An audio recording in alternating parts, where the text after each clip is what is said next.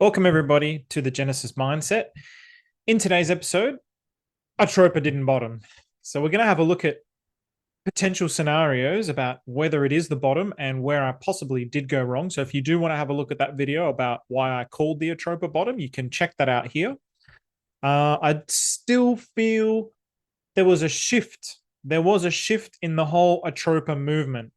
Dysnomia really started to be brought to the forefront kind of around about that time. Maria also did the Amsterdam speech. So it really did feel like there was a shift, but the price didn't bottom. So in any case, I want to actually cover that.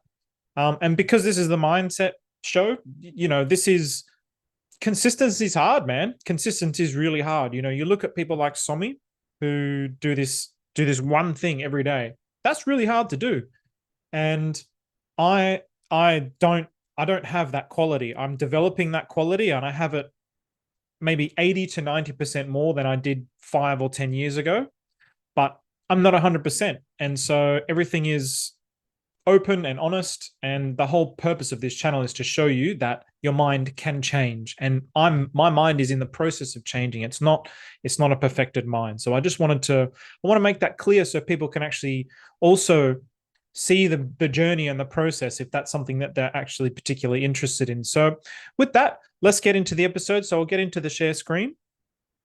So we'll start with I also lost all my bloody charts and oh man, what a bitch. So I'm in the process of setting it all up, but it's all messy and all over the place. But I wanted to just quickly do something today. So as always, starting with PulseChain. So I've done this many times now. I'm very surprised by this. PulseChain is really like I haven't even looked at crypto, man, for like the last 3 weeks. It's so, I mean, I have looked, but it's so boring. Crypto Twitter's so boring. Just people complaining and arguing. It's like, man, fuck, this is boring as hell. Like, I don't want green candles, but I want green candles. We all want green candles, but also just like something cool and interesting, and not just about like who did this and who said that and this person did that. It's like, man, yeah, there's enough of that shit going on in the world as it is. So in any case, PulseChain's below sacrifice rate, and it's really like swimming around below. So how long is it going to last? It was below sacrifice rate for about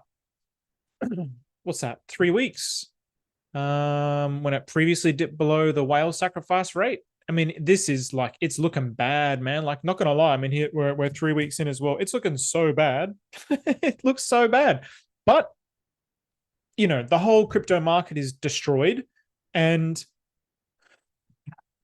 we really do have to overcome that case. It's really as simple as that. But my overarching thesis and hypothesis on PulseChain hasn't changed. I still believe in the long term. And actually, this is something where I still have the conviction that it's going to do well long term. Whether we actually get any kind of massive success within this bull run remains to be seen. And I think a lot of it's going to depend on the case. I do think we will, and I certainly hope that we will. But if we don't, I haven't given up. That's not me giving up on PulseChain. Maybe that's delusional, but I still believe in the long-term principles of PulseChain, because at the moment, all the concepts around cryptocurrency, around decentralized finance are really being challenged in the mainstream. So this is all like smoke and mirrors, but people are going to get sick and tired of that, and they're going to gravitate towards where their finances are actually safe in a decentralized financial system. So I do believe in the long term, but why can we say this is low? And now the bonding has really changed. So if we switch this up, so basically I was saying that this was the bottom on the 11th of July. I was saying the bottom was, whoops, I'll go back to PulseChain on the 11th of July. I was saying, yep, that's the bottom. So that was wrong. So it was not the bottom. It wasn't the bottom on USD, and it wasn't the bottom on PLS either.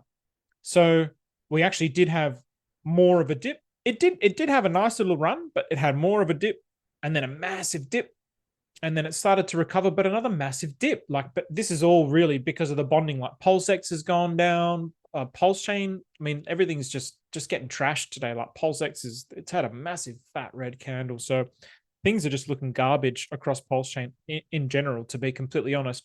But why what piece of information did I miss? And I think the piece of information, the biggest piece of information that I missed was the relationship between Atropa and dOWN and Atropa and TSFI. So now this was obviously I was analyzing it in the context of the rest of PulseChain, but I wasn't analyzing it in the context of dOWN and TSFI. So now if I just bring up, we should have brought these together a little bit better, but I'll just quickly go to the USD because I want to just highlight and illustrate this point. So the top here is the 6th of April. So that's 6th of April. So it's around about the same top for PulseChain as well against PulseChain, Atropa to PulseChain. Now, if we go to Atropa to dOWN, 13th of April. So basically April topped Atropa and then April bottomed down. Same as TSFI. Now, if you were paying attention to the interview with Maria on the PulseChain conference, PulseChain tour, the relationship between Atropa and PulseChain was Atropa and dOWN was something that I didn't quite wrap my head around it. And also the concept of leveraged tokens. This is also something where I'm like, I still don't quite understand it. Why don't I understand it? But I understand it now in the context of dOWN to Atropa and TSFI to Atropa. So this was around about the top for Atropa. So whether or not, now Maria said basically that he would be taking profits into dOWN. Now, whether or not Maria was taking profits into dOWN, I don't actually know. I haven't looked on the blockchain or anything, or whether this is simply just a byproduct of the inverse relationship of the liquidity bonding, because Atropa is going down, then obviously dOWN is going up to Atropa. Or if people are actually swapping Atropa into dOWN with the anticipation here that obviously people, see, I lost all my bloody, so obviously people were either swapping from Atropa to dOWN with the anticipation that obviously the price of dOWN would go up and then they could swap back into PulseChain. So, back into Atropa. So what I'm going to do is, when you look at this again, to me, it tells me more that the relationship is more about, I actually need to bring these side by side to make this more clear. Let's do this. Okay, so I'm just going to shift this across, and then it kind of does this weird quirky thing where it messes about. All right, so now I'm going to just bring this here just to make it nice and clear. Oh no, God damn it. All right, I'm going to have to refresh this quickly. Because once this refresh, here we go. Here we go. I'll just put them together. All right, so dOWN and Atropa, and I'll just refresh. So obviously, as Atropa is moving, it's going to move against the pairs that it's bonded to as well. But I think what we see here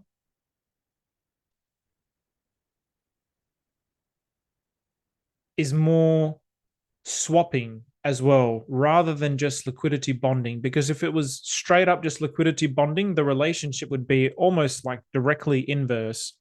So let's have a look at this. Here we go, Atropa, and then dOWN and Atropa. So we do it to Atropa. Okay, so oops, let's get a little bit of context here. So here we go. He was at top. He was at bottom. Now let's bring, so that was the 6th of April. Bottom was the 13th of April. So the 6th of April is here. So yeah, I would say this is some bonding, but if you're looking at here, the 13th of April, and then here, this starts to change at the very end of April. So if it was really just because of the fact that these were bonded and this was going down, which meant dOWN was going up. Boy, that's confusing. And Maria's named that very deliberately. Then you would see these lines, you would see this line basically looking exactly the same. And it kind of looks very similar, but this is on Hypothetical, this is pretty much just green, green, green, green, green, green. Whereas here we're getting like green, reds, all the way. We'll go to the 11th. Where was the 11th of July? 11th of July. 11th of July was here.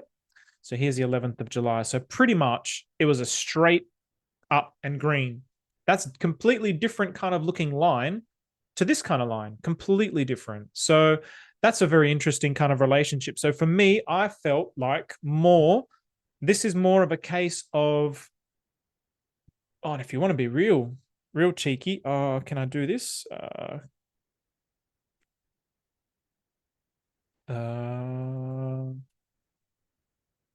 If I invert it, you can invert scale. Here we go.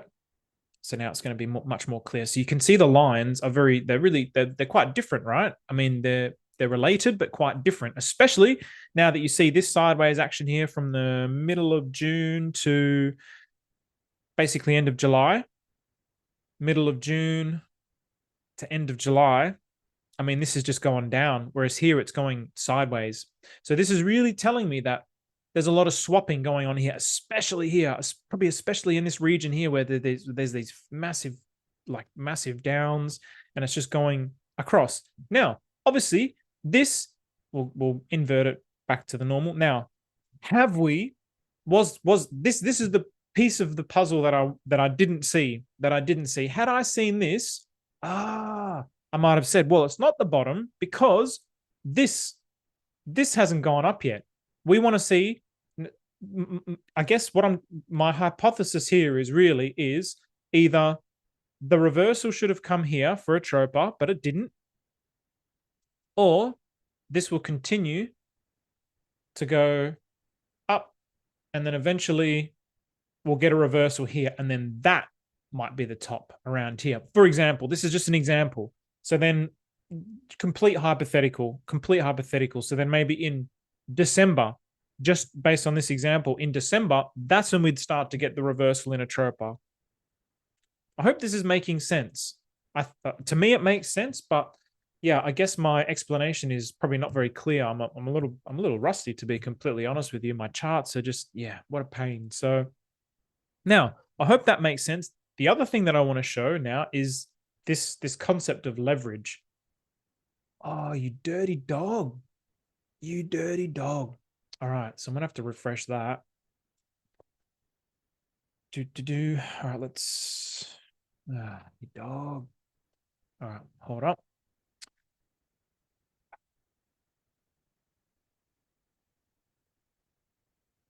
Because I want to just explain this concept again, because again, as I explain it, it becomes more clear, and then hopefully it becomes more clear to you as well. But basically, you'll see on down to Atropa and TSFI to Atropa. So in that interview, it wasn't an interview, it was a speech, right? Maria's speech at the PulseChain tour. Maria was saying that TSFI, Team Share Finance, was basically, he's signaling to his friends, his team, or I can't remember what word he used, and the people that are familiar with him or in the chat log or whatever it was, TSFI was their profit taking into Atropa. So you're getting a 3x from TSFI to Atropa from that bottom to the top, whereas with dOWN, same movement, you're only getting an 80% move. So 80% compared to almost 220%. So you've got a little over double the move there. So that same movement in price, TSFI is like leveraged compared to dOWN. But I don't, yeah. So basically within that same move, this is a better one. So dOWN, I mean, if I was going to pick between these two, which are doing exactly the same thing, I would be picking TSFI. But the thing with TSFI now is you're probably competing with much more holders. So if you go and look at the holders distributions, how many holders, I think there's a lot more in TSFI than there is compared to dOWN. So yeah, just keep that in mind. But essentially they're kind of almost doing very, very similar things. And the objective is for these is for Atropa to cycle profits into these, and then for the profits into these to then cycle back into Atropa. That's the way that I've kind of looked at it. And then that same idea of this going into this, that's how I see Atropa to Dysnomia now. And it's interesting that the Atropa, the Dysnomia chat log is called void. So it's like the yin and the yang. We've got the void, which is Dysnomia, and then we've got the material. So we've got non-existence and existence, which is Atropa. So very interesting. I'll leave it at that, short and sweet. I am going to get into more Dysnomia because there are chat logs now. There's a lot more information now, so I'm going to have to really start to continue to do a deep dive. I will get to that minting video. I said I was going to do it. I should have done it, and I didn't. I'm very sorry. It's another bad habit. You really have to stick to your word. But when I'm telling everybody that I'm going to do all these things and I'm trying to run a business, set up another business, do some architecture work on the side to try and make some money, I don't actually make much money off this channel. And it's like I gotta try and prioritize the things which are actually going to give me some money. So I do apologize, but I will get around to that. But I wanted to read the whole affection chat log. That's just the way that I like to do things. I like to read the whole thing. It all just goes in my mind and I forget about it. And then just the ideas come from there. I don't need to think about it. So in any case, yeah, I'll see you soon.